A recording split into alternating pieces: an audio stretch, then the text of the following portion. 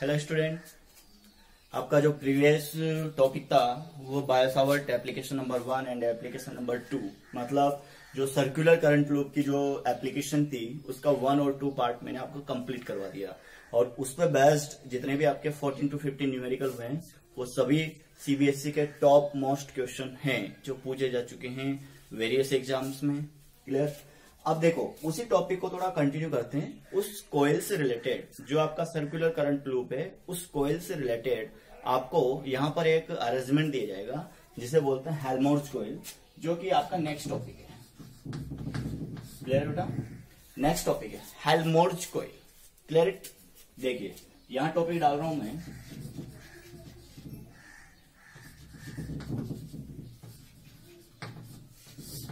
Helmholtz coil. अब what is the meaning of Helmholtz coil? Helmholtz coil एक simplified कोयल नहीं होती है, ये केवल कोयल्स का अरेंजमेंट होता है। देखिए कैसे, जैसे मान लो दो कोयल है जिनकी रेडियस कैपिटल आर है, सेंटर की बात करें ओ, यहां से केवल इतनी डिस्टेंस लेंगे और फिर अगेन दूसरी कोयल को डालेंगे, that is centre O dash. Clear? One coil have radius capital R, तो as well as secondary coil also have radius capital R. First coil have center point O, second coil have center point O dash. Then what is the distance between O to O dash is capital R. ये जो distance होगी O to O dash ये भी क्या होगी? Capital R होगी। That is arrangement is called as only Helmholtz coil. Clear? तो Helmholtz coil की जो दो स्पेसिफाइड कंडीशन है, फर्स्ट कंडीशन तो क्या है कि जो रेडियस होती है दोनों की वो इक्वल होनी चाहिए। सेकंड कंडीशन क्या है? दोनों के सेंटर के बीच का जो गैप है या सेपरेशन है वो इक्वल टू रेडियस होना चाहिए। और थर्ड केस, जो थर्ड कंडीशन है वो थर्ड कंडीशन है बेटा कि always current direction in the both coil in common direction. आपका जो दोनों में unique amount of current flow हो रहा है वो यूनिक अमाउंट ऑफ करंट दोनों कोयल्स में क्या होना चाहिए? सेपरेटली फ्लो होना चाहिए, लेकिन सेम डायरेक्शन में होना चाहिए। क्लियर? अब आपको मैं यहां पर कुछ लॉजिकल पॉइंट्स दे रहा हूं। देखिए लॉजिकल पॉइंट्स, अगर मान लो बेटा दो कोयल है, क्लियर, इसमें करंट एंटी क्लॉकवाइज फ्लो हो रही है, इसमें करंट क्लॉकवाइज फ्लो हो रही है, यहां पर दोनों एंटी क्लॉकवाइज फ्लो हो रही है। तो देखिए अब अपने राइट हैंड का कमाल देखिए, राइट हैंड से आपको डायरेक्शन फाइंड आउट करनी है। तो यहां से मैं डायरेक्शन ले रहा हूं, तो आपने इसे एंटी क्लॉकवाइज में फोल्ड किया तो डायरेक्शन ऑफ मैग्नेटिक फील्ड कहां निकल के आएगी? इस साइड में निकल के आएगी। इसका मतलब फर्स्ट लूप यहां पर जो डायरेक्शन ऑफ मैग्नेटिक फील्ड देगा वो देगा B1 डायरेक्शन। B1 वेक्टर कहां देगा? वो इस डायरेक्शन में देगा। अब बात करते हैं सेकेंड लूप की। देखिए सेकेंड लूप में करंट कहां फ्लो हो रही है? क्लॉकवाइज डायरेक्शन में, और इस हैंड को इस डायरेक्शन में फ्लो नहीं करेंगे, अब इस हैंड को इस डायरेक्शन में फ्लो करेंगे। इसका मतलब जो पहले आपको एंटी क्लॉकवाइज डायरेक्शन में मूव करना था, अब उसको आपको किस डायरेक्शन में मूव करना है? क्लॉकवाइज डायरेक्शन में। तो ये आपने क्लॉकवाइज मूव किया, तो इस साइड से जो ऑब्जर्वर देखेगा उसको डायरेक्शन ऑफ हैंड क्लॉकवाइज ही मिलेगी। फोल्डेड फिंगर कहां मिलेगी बेटा? क्लॉकवाइज। क्लियर? अगर ये क्लॉकवाइज मिलेगी तो फिर इसकी मैग्नेटिक फील्ड डायरेक्शन कहां आ रही है? यहाँ पे। तो कॉमन पॉइंट देखने के लिए मैंने आपको ये डायग्राम यहां समझाया है। डायग्राम क्या है देखिए, तो अगर दोनों लूप में करंट डायरेक्शन जस्ट अपोजिट है तो मैग्नेटिक फील्ड भी क्या होगा? जस्ट अपोजिट होगा। और एट द मिड पॉइंट अगर इनको मिलाने वाली लाइन पे अपन देखें तो B बराबर क्या हो जाएगा? B1 माइनस B2 हो जाएगा। क्लियर?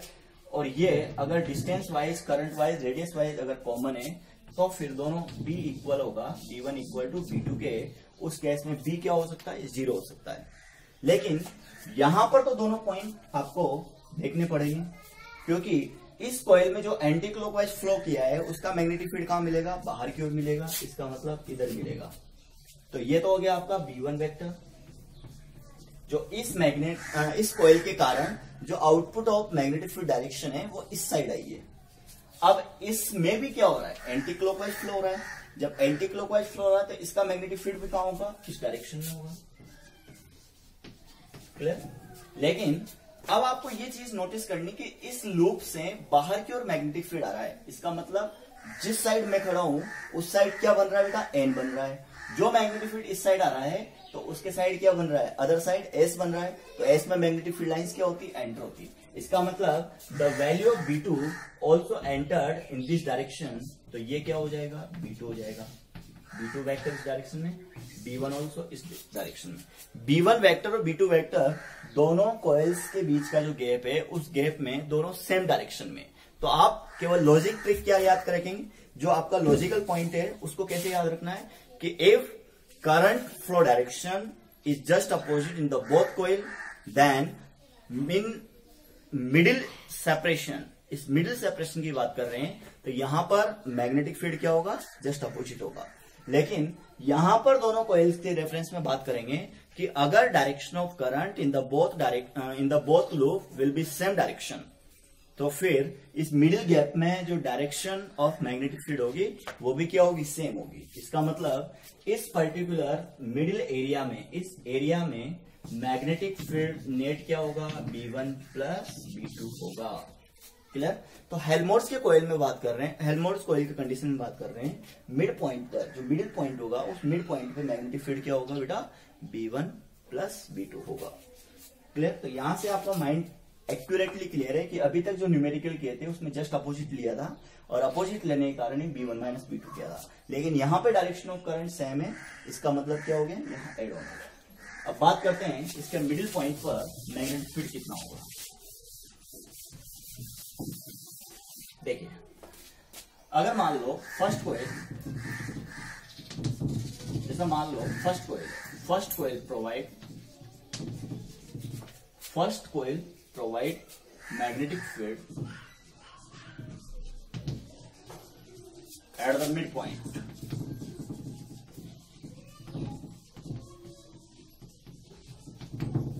इसका मतलब x की वैल्यू हो गई R/2।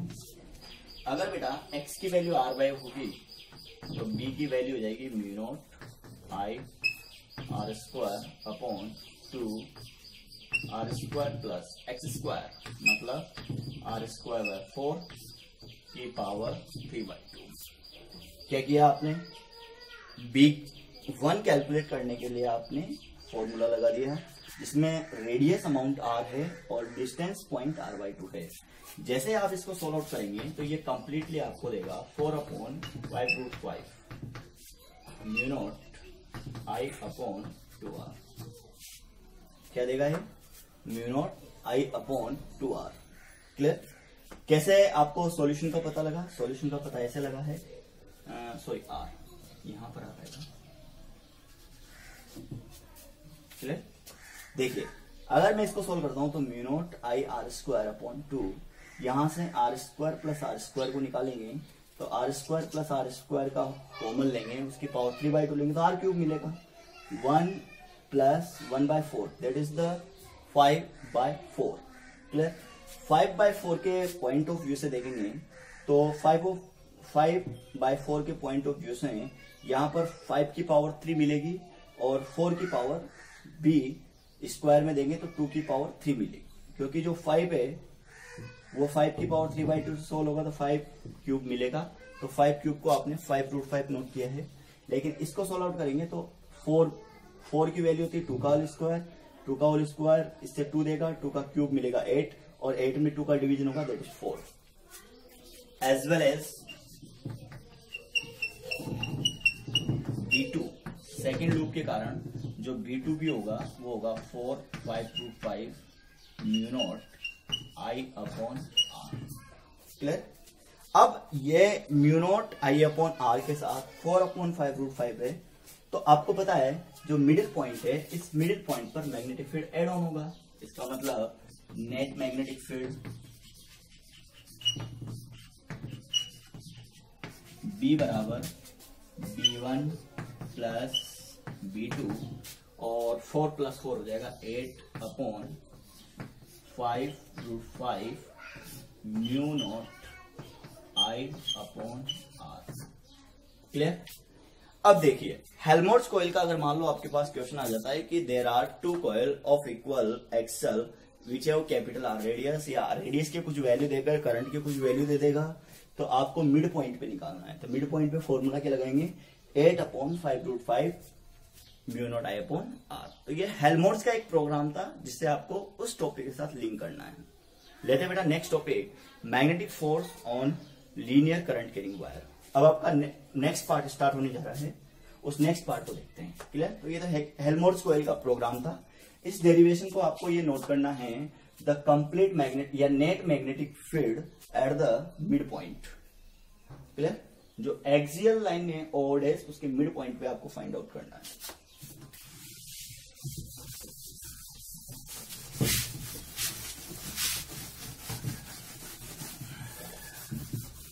देखिए नेक्स्ट टॉपिक है आपका magnetic force on linear current carrying wire.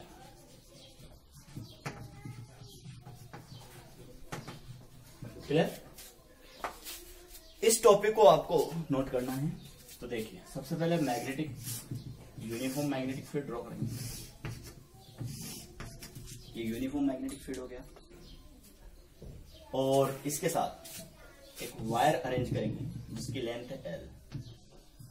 Clear? L length है, इसको आप थीटा एंगल के साथ अरेंज कर रहे हैं। Means that is the current carrying wire which your flow, that is the current carrying wire which your flow capital I current in this direction, its have length small l at the angle of theta, और यहां पर magnetic field uniform level पे दिया हुआ है। Clear? अब एक simple format है, इस क्वेश्चन को या इस डेरिवेशन को समझने के लिए आपके पास दो मेथड है। तो मैं एक सिंपलेस्ट मेथड ले रहा हूं, उस सिंपलेस्ट मेथड से आपको 1 या 2 सेकंड में समझ में जाएगा। जैसे उसको पहले लेते हैं, नोट नहीं करना है, केवल समझना है। देखिए आप भी जानते हैं एफ वेक्टर बराबर क्या होता है, क्यू वी क्रॉस बी होता है। क्लियर? अब ये मूविंग चार्ज पर अप्लाइड फोर्स की वैल्यू है, तो वी को रिप्लेस करना है आपको। एफ वेक्टर बराबर क्यू, वी को रिप्लेस कर देंगे एल वेक्टर के साथ, डिवाइड में टाइम डाल देंगे बी वेक्टर के साथ, टी को इधर शिफ्ट कर दो। एफ वेक्टर बराबर Q upon T L cross. Clear? Q upon T क्या होता है बेटा, करंट होता है। तो ये हो गया I L cross B, that is F vector बराबर I L B sine theta. Clear? तो ये आपका फॉर्मूला यहाँ पे कंप्लीट हो चुका है। देखिए F vector is equal to Q V cross B, F vector is equal to Q, V को रिप्लेस किया L vector divide by time into B vector के साथ, क्योंकि जो वी वेक्टर वेलोसिटी वेक्टर होगा वो आपका लेंथ या डिस्प्लेसमेंट वेक्टर के टर्म्स में होगा। इसका मतलब हो गया L vector divide by time into B vector, और एल वेक्टर को अपनी जगह रखा है, क्यू अपॉन टाइम को आपने शिफ्ट कर दिया आई के साथ। तो अमाउंट ऑफ चार्ज जितना मूव ऑन होगा उतनी ही करंट उसमें प्रोड्यूस होगी। That is the formula of F equal to I L B sine theta with related to the magnetic force on current carrying wire. Linear current carrying wire है इसलिए length L ले रहे हैं। लेकिन अगर मान लो इस टाइप से आपको डेरिवेशन नहीं करना हो, दूसरे टाइप से जैसा कि बुक्स वगैरह में देते हैं, उसके बिहाफ पे समझाएं। ओके, उसके बिहाफ पे देखिए। देखिए सपोज ये कोई करंट कैरिंग वायर है, इसके पर यूनिट वॉल्यूम में n इलेक्ट्रॉन प्रेजेंट है। क्या प्रेजेंट है? पर वॉल्यूम में n इलेक्ट्रॉन प्रेजेंट है, और अगर इसका एरिया ए और इसकी लेंथ ली जाए तो इसका टोटल वॉल्यूम क्या हो जाएगा, A इंटू एल हो जाएगा। क्लियर? तो पर यूनिट वॉल्यूम में जो स्मॉल n इलेक्ट्रॉन प्रेजेंट है उसको वॉल्यूम से मल्टीप्लाई कर दें तो टोटल n डैश क्या हो जाएगा, n into A into L. Clear? ये तो हो गया आपके पास NaL, that is the amount of total electrons. जिस प्रकार डेरिवेशन I बराबर NeAVD में मैंने आपको यही चीज सिखाई है कि n electron present per unit volume, volume wire का A इंटू एल लिया जा रहा है, इसलिए टोटल नंबर ऑफ इलेक्ट्रॉन क्या हो गए, n डैश हो गए। क्लियर? चार्ज की वैल्यू की बात करेंगे तो चार्ज यहाँ पर n डैश, मतलब चार्ज बराबर हो जाएगा n डैश e, तो Q रिप्लेस कर देंगे NaLe, क्या हो जाएगा Q NaLe, that is the total amount of charge. Okay, F vector की बात करें ये होता है Q V cross B. Clear? यहां पे जो वेलोसिटी लेंगे वो ड्रिफ्ट वेलोसिटी लेंगे, because charge moving in a linear current carrying wire with drift motion. तो इस आई को रिप्लेस कर देते हैं, क्यू के साथ तो लिखेंगे N A L E V D vector cross B vector. Clear? इसके साथ इसको अरेंज कर दीजिए, N E A V D, ये तो मैंने बाहर ले लिया, और length vector cross B vector. अब आपको पता है आई की वैल्यू क्या होती है बेटा, एन ई वी डी होती है। तो ये एफ वेक्टर के साथ हो गया आई एल क्रॉस बी। जब एफ की value I L cross B होगी तो what is the total magnetic force, I L B sine theta. Clear? तो आपके पास मेथड नंबर 1 और मेथड नंबर 2 दोनों ही प्रकार से मैंने मैग्नेटिक फोर्स को कैलकुलेट करना बताया है। Clear it? तो फर्स्ट मेथड आपको केवल समझाने का था, सेकंड मेथड आपको नोट करना है। तो नोटिफिकेशन में क्या क्या नोट करना है, फर्स्ट ऑफ ऑल आप लिखेंगे the total amount of electrons present per unit volume is N. Clear? Total volume of the wire A into L. उसके बाद what is the total number of electron present in this wire, and S is equal to N A L. N A L हो गया इस तरह से। What is the total amount of charge, तो यहां लिखेंगे total amount of charge flow in this wire, Q is equal to N dash into E. तो Q की वैल्यू हो गई एन ए एल ई। अब अप्लाई करेंगे the magnetic force on moving charge is equal to Q V D cross B vector. इस value को यहां shift किया, इन दोनों को एक्सचेंज किया, एक्सचेंज करने के बाद इसमें कन्वर्ट किया, that is the F is equal to I L B sine theta. Clear? अब बात करते हैं मिनिमाइज फोर्स का भी अप्लाई होगा और मैक्सिमाइज फोर्स का भी अप्लाई होगा। उसके लिए दो केस ले लीजिए।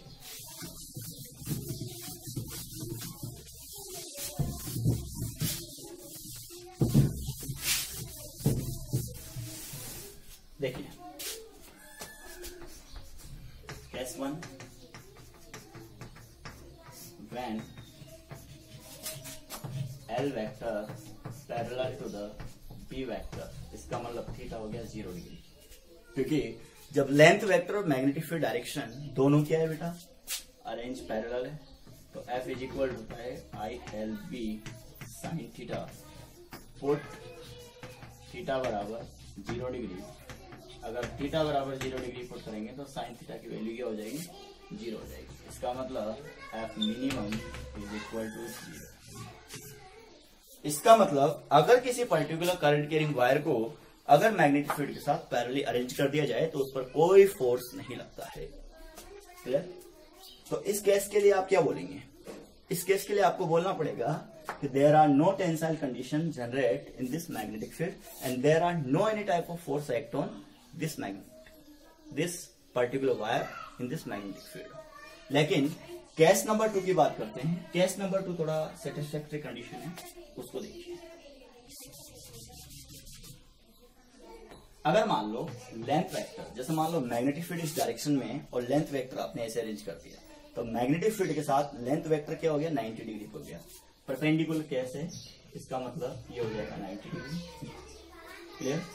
थीटा की वैल्यू 90 पुट कीजिए और साइन थीटा 90 में क्या हो जाएगा, 1। तो what is the F maximum, F maximum की वैल्यू हो जाएगी आई एल बी, जिसे जनरली बिल के नाम से भी जाना जाता है। तो what is the maximum magnetic force on current carrying wire in the magnetic field is trick bill, BIL। कभी नहीं भूलोगे, ILB को एक बार आप भूल सकते हो लेकिन बिल को कभी नहीं भूलोगे, क्योंकि बिल से बहुत सी चीजें अपने को याद रहती है, किसी भी दुकान का बिल है, XYZ जो भी। ठीक है, केस नंबर 2 आपका हो चुका है। तो मैक्सिमम मैग्नेटिक फोर्स कहां लगेगा, 90 डिग्री के केस में। अब चलो, जब ये मैक्सिमम मैग्नेटिक फोर्स आ ही चुका है तो इसके साथ आपको एक चीज और सिखाते हैं। देखिए, जैसे मान लो B डायरेक्शन यहां है, क्लियर, और लेंथ आपने इस डायरेक्शन में रखना है, that is the L vector. Clear, ये हो गई लेंथ डायरेक्शन। अब मैं यहां पर इन दोनों से सिखाने की कोशिश करता हूं। जैसे मान लो बेटा बी वेक्टर ये रहा, एल वेक्टर ये रहा, क्लियर, या फिर एल वेक्टर ये रहा। अब देखिए, आप खुद देखिए कि अगर मैं एल क्रॉस बी लूंगा तो मैग्नेटिक फोर्स डायरेक्शन कहां आएगी, परपेंडिकुलर। तो first of all therefore direction of magnetic force, इसी के साथ नोट करना है, direction of magnetic force perpendicular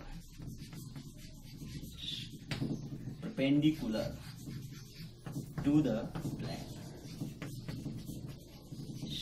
कहां पे होगा, perpendicular to the plane, clear. इसका मतलब इस मैग्नेटिक फील्ड में इस वायर को रखने पर फोर्स डायरेक्शन कहां आ रही है, अपर डायरेक्शन में आ रही है। तो ये पॉइंट आपका क्लियर हो चुका है कि इस पर्टिकुलर वायर पर लगने वाला फोर्स कहां है, ऑफ ऊपर की ओर। अच्छा, इसका अगर मास m है, जी आप ये ग्रेविटी शो करोगे तो जो F is equal to ILP ऊपर की ओर लग रहा है वो बैलेंस कंडीशन के लिए किसमें सेटिस्फाई होगा, mg में सेटिस्फाई होगा। तो ऐसा एक एनसीईआरटी में क्वेश्चन दिया हुआ है कि balancing condition of linear current carrying wire in uniform magnetic field, clear. तो इसको केस थर्ड में यहीं पे इंक्लूड कर लीजिए, इसको बोलेंगे balance condition of wire in B. तो आपको पता है when wire present at 90 degree, तो एफ मैक्सिमम क्या लगेगा, दैट इज ILB। अब यहां लिखेंगे if wire have small m mass, तो फिर जो फोर्स लगेगा वो क्या लगेगा, mg। इक्वेशन फर्स्ट और इक्वेशन 2 से दोनों को बराबर कर दो, तो फॉर कंडीशन क्या आ जाएगी, mg is equal to ILB। क्या कंडीशन आ जाएगी, mg is equal to ILB, clear. तो ऐसा एक क्वेश्चन आपको एनसीईआरटी एग्जाम्पल में जरूर देखने को मिलेगा, उसको भी अपन इसी की बात करेंगे। तो बेटा आज के जो इंपॉर्टेंट फैक्टर है उसमें आपने सेकंड टॉपिक क्लियर आउट कर लिया। फर्स्ट है आपका हेल्महोल्ट्ज कॉइल, दूसरा है आपका what is the total magnetic force on particular wire in magnetic field, और थर्ड आपका फ्लेमिंग लेफ्ट हैंड रूल लिया जा रहा है। फ्लेमिंग लेफ्ट हैंड रूल किस लिए अप्लाई होता है, वो इस पर्टिकुलर फोर्स की डायरेक्शन फाइंड आउट करने के लिए यूज होता है। ओके बेटा, मिलते हैं अभी ब्रेक के बाद। हेलो स्टूडेंट, आपका जो नेक्स्ट टॉपिक है बेटा Fleming left hand rule, clear. और इस फ्लेमिंग लेफ्ट हैंड रूल को FLHR के नाम से भी जाना जाता है। किस नाम से जाना जाता है, FLHR, मतलब आपको फ्लेमिंग लेफ्ट हैंड ही यूज करना है। तो सबसे पहले फर्स्ट ऑफ ऑल बहुत से बच्चों को राइट और लेफ्ट में कंफ्यूजन होता है। तो देखिए ये राइट हैंड है और ये लेफ्ट हैंड है, क्लियर। अब लेफ्ट हैंड लेते हैं अपन। इसके अंदर जो रूल का स्टेटमेंट है वो देखिए कि अगर मान लो आपके लेफ्ट हैंड में thumb, clear, first finger, middle finger, तो ये थंब होता है, ये फर्स्ट फिंगर होती है और ये मिडिल फिंगर होती है। इन तीनों को म्यूचुअली परपेंडिकुलर जमा दिया जाए, तो ये म्यूचुअली परपेंडिकुलर आपने जमा दिया, क्लियर। अब आपके पास F मतलब जो थंब को रिप्रेजेंट करने वाला है वो फोर्स की डायरेक्शन देगा, इसलिए इसे F से डिनोट करते हैं। ये मैग्नेटिक फील्ड देने वाला है इसलिए इसे M से डिनोट करते हैं, और ये करंट डायरेक्शन देने वाला है इसलिए इसे C से डिनोट करते हैं, ठीक। तो FMC एक ऐसी ट्रिक है जिसे आप कभी नहीं भूल पाओगे। देखिए कैसे, ये तो हो गया F मीन्स फादर, ये हो गया बेटा M मीन्स मदर, और ये हो गया जो अप्लाइड करंट है मीन्स C बोले तो चाइल्ड। तो फादर, मदर एंड चाइल्ड का यहाँ पे कॉन्सेप्ट है, क्लियर। तीनों को म्यूचुअली परपेंडिकुलर जमा दिया। जब आप घर पे इस वीडियो को देखो तो आप भी ऐसे ही अरेंज करना, that is force direction, that is current direction and that is the magnetic field direction, clear. जैसे मैंने अभी थोड़ी देर पहले चौक से बताया था कि जैसे मान लो यह मैग्नेटिक फील्ड डायरेक्शन है, कौन सी डायरेक्शन है, मैग्नेटिक फील्ड डायरेक्शन। अब उस मैग्नेटिक फील्ड डायरेक्शन में आपने कोई वायर रखा जिसमें करंट इस डायरेक्शन में फ्लो हो रही है, क्लियर। तो उसमें लेंथ वेक्टर भी क्या लेंगे आप, उसी डायरेक्शन में लेंगे। तो L क्रॉस B के अकॉर्डिंग जो फोर्स लगेगा वो कहां लगेगा, जिस प्लेन में ये वायर रखा हुआ है उसके 90 डिग्री लगेगा। तो इसके लिए आप डायरेक्शन ऑफ करंट के बिहाफ पर आप पॉइंट ले सकते हैं कि अगर इसमें करंट इधर फ्लो हो रही है तो मैग्नेटिक फील्ड ऊपर लगेगा, और अगर इसमें करंट पीछे फ्लो हो रही है, जस्ट अपोजिट फ्लो हो रही है, मैग्नेटिक फील्ड वही है, तो डायरेक्शन ऑफ फोर्स क्या हो गया, चेंज हो गया। तो कहने का मतलब यही है कि पर्टिकुलर पॉइंट के अकॉर्डिंग बात करें मैग्नेटिक फील्ड और करंट, तो ये तो हो गया आपका बी मैग्नेटिक फील्ड, ये हो गई करंट डायरेक्शन, करंट से इसे डिनोट करेंगे, that is the I direction, clear, और ये हो गया बेटा फोर्स डायरेक्शन। तो मेरे समझाने का मोटिव यही है कि आप इसे एक ट्रिक से याद रख सकते हैं, फादर, मदर और चाइल्ड, क्लियर। और ये बच्चा कौन सा है, अभी जायज बच्चा है, नाजायज बच्चा जब ईएमआई पढ़ाएंगे तब आएगा। अभी क्या है कि जायज बच्चे की बात कर रहे हैं क्योंकि अप्लाइड करंट ले रहे हैं, वहां पे फिर राइट हैंड यूज करेंगे, तो राइट हैंड फ्लेमिंग, जब फ्लेमिंग राइट हैंड यूज करेगा तो फिर जो बच्चा होगा वो जायज नहीं होगा, नाजायज होगा। इसका मतलब ये लेफ्ट हैंड यूज कर रहे हैं और ये राइट हैंड यूज कर रहे हैं। लेफ्ट हैंड अप्लाइड करंट के केस में यूज किया जाता है, राइट हैंड आपको जब करंट इंड्यूस करवाना है ईएमआई चैप्टर के अंदर, वहां पे यूज होगा। तो अभी केवल लेफ्ट हैंड को याद रखिए, फादर मदर एंड जायज बच्चा, क्लियर। इसी के बेस पर आपको लेफ्ट हैंड रूल पढ़ाया जाता है। जब आप किसी पर्टिकुलर थंब, किसी पर्टिकुलर फर्स्ट फिंगर, किसी पर्टिकुलर मिडिल फिंगर को म्यूचुअली परपेंडिकुलर अरेंज कर लेते हैं, तो direction of middle finger is represented to the direction of current, direction of first finger represented direction of magnetic field, then according to this plane perpendicular जो डायरेक्शन होगी वो magnetic field को represent करेगा, क्लियर। तो ये जायज बच्चा वाला कॉन्सेप्ट है, इस ट्रिक को आप कभी भूलना मत। ओके बेटा, चलो अब नेक्स्ट क्लास में जो डिस्कशन होगा वो होगा बेटा right hand palm rule and force between two parallel wire, clear. तो नेक्स्ट क्लास के लिए भी रेडी रहना। ये आपका आज का मैटर हो चुका है और आज का वर्क आज ही कंप्लीट करें, क्लियर। अगर आप इस वर्कलोड को इकट्ठा करोगे तो फिर प्रॉब्लम आपको ही है। मेरा जो डेली का शेड्यूल है उसको अपडेट करते रहिए और कहीं कोई डाउट है तो आराम से पूछते रहिए। ओके बेटा, थैंक यू।